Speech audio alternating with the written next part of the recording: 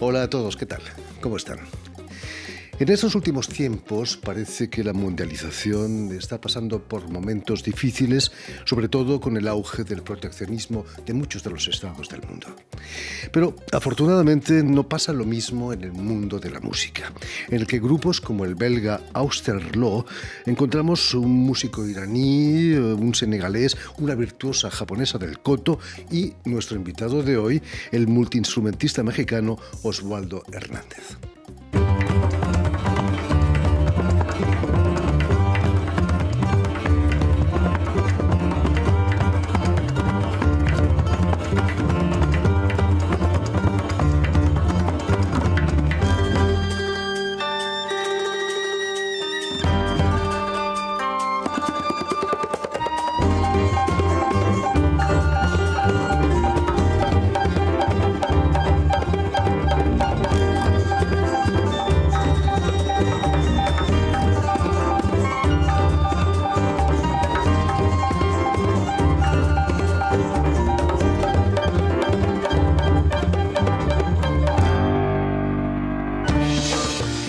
Buenas tardes, Oswaldo. Muy buenas tardes. Oswaldo Hernández, bienvenido a Radio Muchas Francia gracias, Internacional. muchas gracias. El nuevo disco de Austerloo se titula Collectif, no podía llevar otro nombre, ¿no?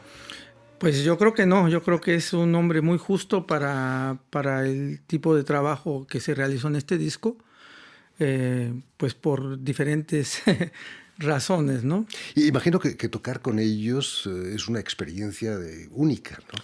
Sí, claro que sí. Es una experiencia, primero, muy bonita, una experiencia muy bonita de encontrarse en un momento donde, como tú decías, hablabas de la mundialización, yo diría de este lado de la buena mundialización, ¿no? Somos casi 7 nacionalidades, que inclusive algunos no hablamos la misma lengua, pero la música y el convivio nos hace entendernos, ¿no? La música es el lenguaje universal. Claro. Permíteme, Oswaldo, que recuerde a nuestros oyentes que has nacido en Ixmiquilpan, en el estado de Hidalgo, y es cierto que ya desde los 17 años empiezas a patearte en México y América Latina en busca de instrumentos tradicionales. Sí, bueno, yo soy músico, no soy músico de academia. Nunca tuve la oportunidad de ir a una academia de música, y mi trayectoria ha sido viajando principalmente a los lugares donde se encuentra la música que me interesa y que quiero aprender, ¿no? Evidentemente me gustaría aprender mucho más, pero la vida pues no es muy, desafortunadamente es corta, y hago lo que puedo a donde puedo viajar. ¿Y qué es lo que te llevó a intentar encontrar nuevos instrumentos, aunque fueran tradicionalmente muy antiguos? Mira, la música es algo muy particular, ¿no? Yo creo que es algo inexplicable. Cuando la música te abraza, es algo que no se puede explicar. Son un conjunto de emociones, de cosas, de mil cosas que no se pueden explicar. Y yo creo que entre más pensaba que aprendía a tocar un instrumento, más quería aprender a tocar otros instrumentos, y sobre todo saber qué hay detrás del instrumento. O sea, la cultura de un pueblo, pueblos enteros con su historia, y yo creo que al final de cuentas la música era el pretexto para encontrar a la gente.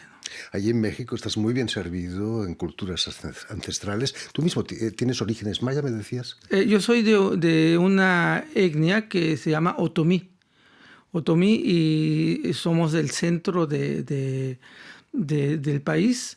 Y los otomí somos como una raíz de los aztecas, ¿no? Del náhuatl de los aztecas. Me decías que ya tocabais conchas marinas hace 2000 años casi, ¿no? Sí, bueno, antes se tocaba, yo no, pero sí, ya hay instrumentos que existen que no tienen inclusive una edad definida, porque se han encontrado en las ruinas arqueológicas. Entonces hay inclusive objetos que no se han podido descifrar de qué época exactamente vienen, pero sí se sabe que vienen de muchos miles de años atrás. Por supuesto. ¿No? Y imagino que lo más importante de esos viajes eran tus encuentros, ¿no?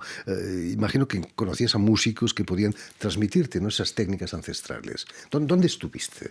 Pues en mi país estuve en varios lugares, en varios puntos de México, eh, sabiendo que México es un país enorme, con más de, por ejemplo, ahorita tenemos más de 62 lenguas indígenas que se hablan todavía actualmente, y cada lengua indígena con su cultura, ¿no?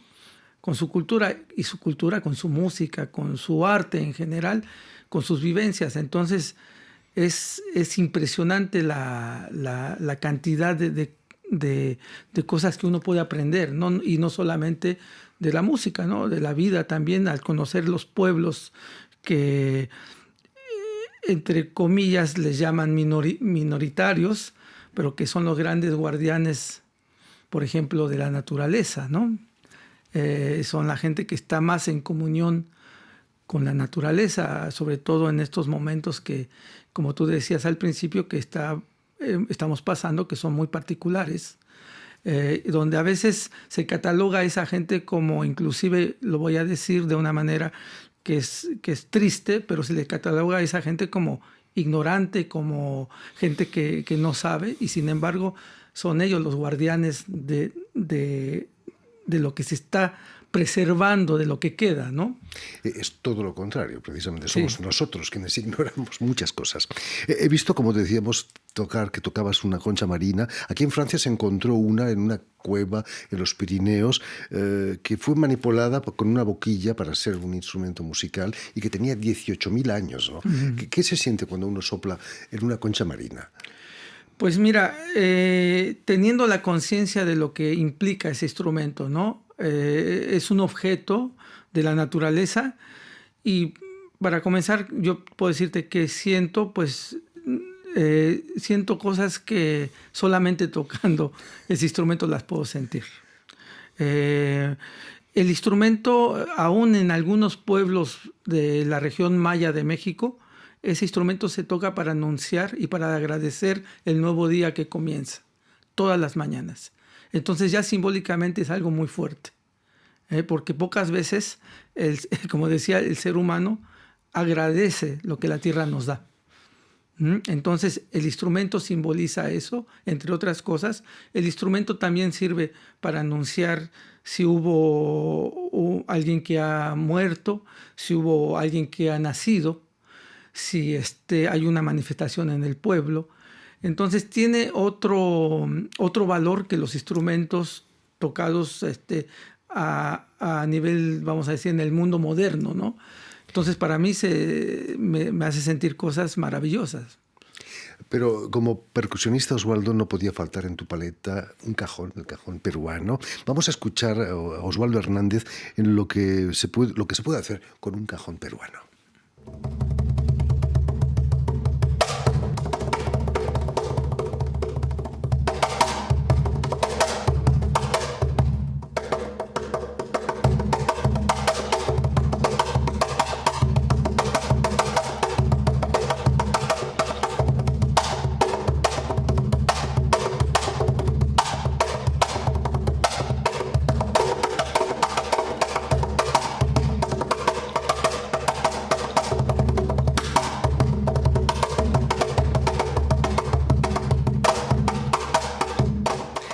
Oswaldo, hace unos 20 años que vives en Bélgica.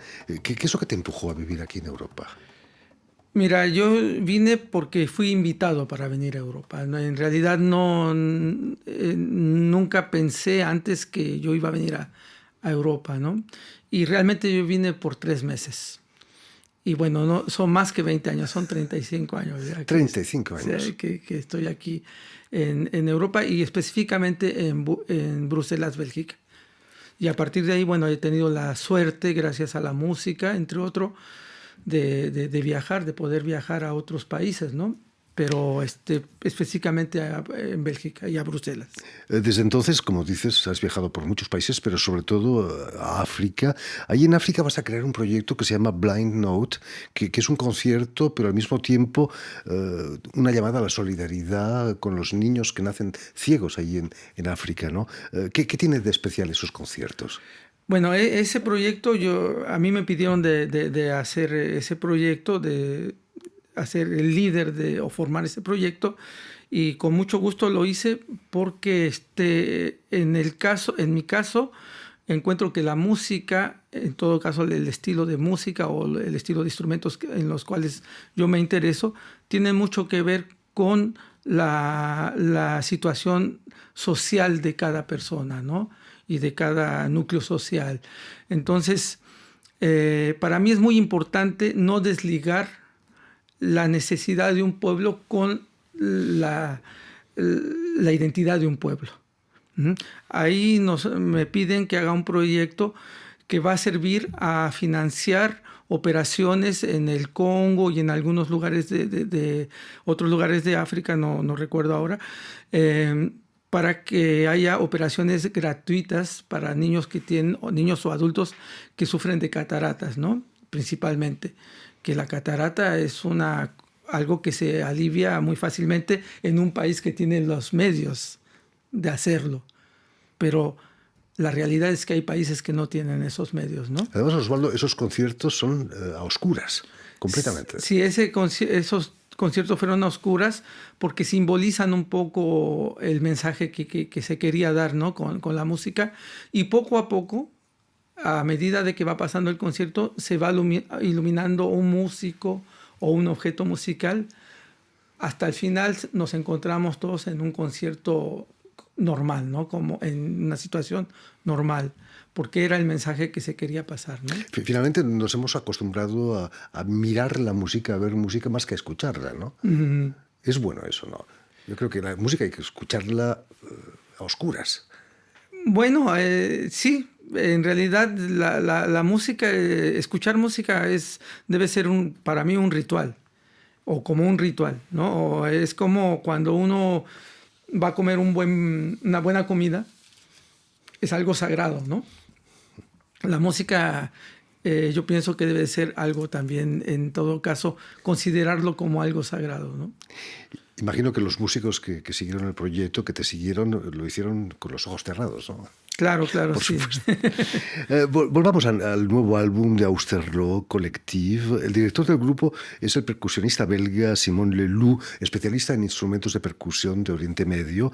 Imagino que cuando os conocisteis teníais muchos temas de qué hablar, ¿no? Claro, sí. Eso que pasa en Bruselas, como había dicho antes, tenemos la suerte de vivir ahí donde convivimos muchas nacionalidades. Y nos encontramos en un momento u otro porque es muy pequeño ese país, ¿no? Y la ciudad es pequeña. Entonces, en algún momento u otro nos cruzamos y nos vamos descubriendo poco a poco y nos vamos interesando en lo que hace uno o el otro, porque es una oportunidad. Entonces, son oportunidades que, por ejemplo, en mi pueblo, si yo me hubiera quedado en mi pueblo, no hubiera tenido, tal vez. Entonces vivo ahí, pues aprovecho al máximo y evidentemente pues compartimos lo que hacemos, que es la música, ¿no? Por supuesto. En el grupo encontramos a Shahab Pazin-Mer, es un cantante iraní y además que toca el tar, un gran virtuoso del tar. ¿Qué es el tar? Es como un laúd muy alargado, ¿no? Es un instrumento de cuerdas. Bueno, él tiene varios, a veces lleva 2, 3, a veces lleva 1. Y es como que es parecido un poquito al buzuki, a otros instrumentos que vienen de toda la familia de las cuerdas, ¿no? Muy particular, en todo caso, para la cultura que yo conozco más, pero que es muy hermoso, ¿no? Y la cora no podía faltar en un grupo como el vuestro. La toca un senegalés, Bao Sissoko. Tiene un sonido precioso la cora. Sí, hermoso. Y aparte, para mí, como latinoamericano, pues África es nuestra abuela, decimos culturalmente, ¿no? Por supuesto. Y no podemos de ninguna manera ser insensibles a eso, ¿no? Entonces es una fortuna y es un regalo realmente. Pero el músico que más me ha fascinado del grupo es la japonesa Aki Sato, intérprete de koto. Y además ella estudió koto con Atsuko Kikuhara, que es un monumento viviente japonés. Debe ser fascinante, ¿no?, trabajar con alguien tan conocido como allí en Japón como Atsuko Kikuhara. Ajá. Pues sí, realmente nosotros nos vamos descubriendo unos a los otros porque realmente es un proyecto muy joven y como te decía antes, nos cruzamos, pero no necesariamente nos conocemos. ¿No hablas japonés todavía? No, todavía no, aunque me confunden con japonés también algunas veces, pero no. ¿Cómo se les arregla un mexicano entre tantas etnias diferentes? Mira, yo pienso, mi concepto del mundo es yo pienso que el ser humano siempre estuvo mezclado, siempre fue una mezcla.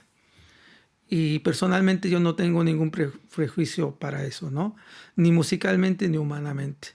Y también personalmente creo que el mundo sería mejor si aceptamos que no hay diferencia, que solamente la apariencia es diferente, pero la esencia pues es la misma, ¿no? Y en la música se nota mucho.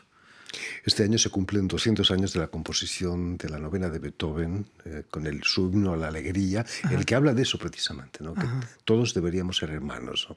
Claro. Es una lección a aprender vuestro grupo también para el mundo. Sí, y sobre todo en estos momentos, ¿no?, que están un poco raros, ¿no? Por supuesto. En fin, pues ya lo saben, el nuevo álbum de Austerloo Collective ha sido editado por el sello belga Igloo Records.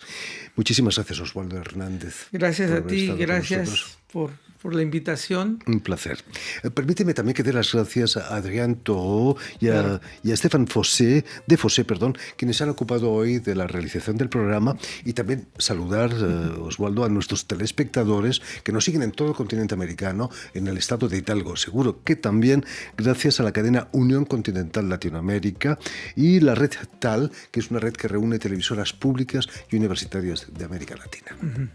Y a ustedes, muchísimas gracias por su atención y les damos cita para una nueva edición de El Invitado de Radio Francia Internacional.